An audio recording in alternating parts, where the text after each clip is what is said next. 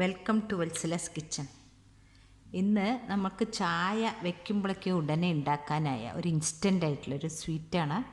അതിന് വേണ്ടിയിട്ട് എടുത്തിരിക്കുന്നത് 1 കപ്പ് പുട്ടുപൊടി, 1/2 കപ്പ് മൈദ, കുറച്ച് തേങ്ങ, അതായത് ഒരു 60 ml തേങ്ങ നമ്മുടെ ഇഷ്ടമനുസരിച്ചിട്ടിടാം, ഒരു പിഞ്ച് ബേക്കിംഗ് സോഡ, 2 കഷ്ണം വെല്ലം, 2 അച്ച് വെല്ലം, പിന്നെ 1 ടേബിൾ സ്പൂൺ എള്ള്.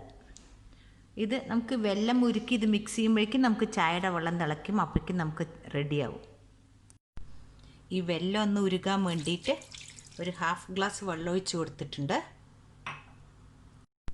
ഇപ്പം ഞാൻ ഈ പൊടികളെല്ലാം കൂടി ഈ ബൗളിലേക്ക് മിക്സ് ചെയ്യണേ. പച്ചരിപ്പൊടി, പുട്ടുപൊടി, മൈദ, തേങ്ങ,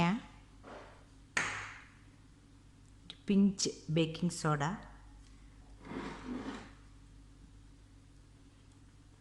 ഇത് എള്ള്. ഇനി നമുക്ക് ആ വെല്ലം ഒന്ന് ഉരുക്കിയത് ആറിയ ശേഷം ഒഴിച്ചു കൊടുക്കാം. അപ്പോൾ ഈ വെല്ലം അരിച്ചെടുത്തതാണത്. കുറച്ച് ചൂട് കമ്മിയായ ശേഷം ഒഴിച്ചാൽ മതി, തിളച്ചതുപോലെ ഒഴിക്കണ്ട. ഒരിളം ചൂടായിട്ടുണ്ടത്. ഇനി അഥവാ ഇത് പോരെങ്കിൽ കുറച്ച് നമുക്ക് വെള്ളം ചേർക്കാം.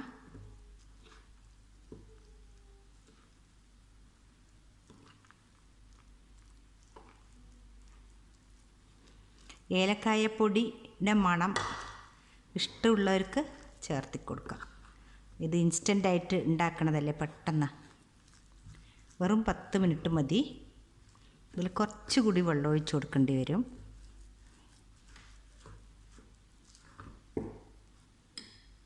ഇതിലേക്ക് കുറച്ച് ഏലക്കായ പൊടിച്ചതും ചേർക്കുന്നുണ്ട്. ഇപ്പോൾ മാവിൻ്റെ കൺസിസ്റ്റൻസി ഇങ്ങനെയാണ്, കണ്ടില്ലേ? നിങ്ങൾ നല്ല മധുരം വേണമെങ്കിൽ ഒരു അച്ച് കൂടി ചേർക്കണം എല്ലാം. ഗ്യാസിൽ ഒരു ചീഞ്ചട്ടിയിൽ കുറച്ച് എണ്ണ ഒഴിച്ചു കൊടുത്തിട്ടുണ്ട്. മാവിൻ്റെ കൺസിസ്റ്റൻസി ഇങ്ങനെയാണ്, ഒരുപാട് വെള്ളം ആവണ്ട. അതിലേക്ക് ഒരു കയ്യിൽ ഒഴിച്ചു കൊടുക്കുക.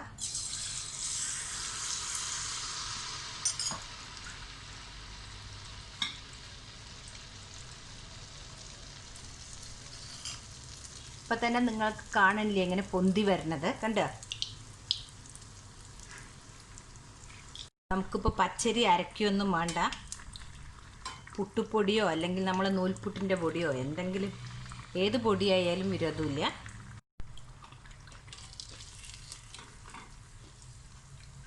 ഇതായിട്ടുണ്ട്.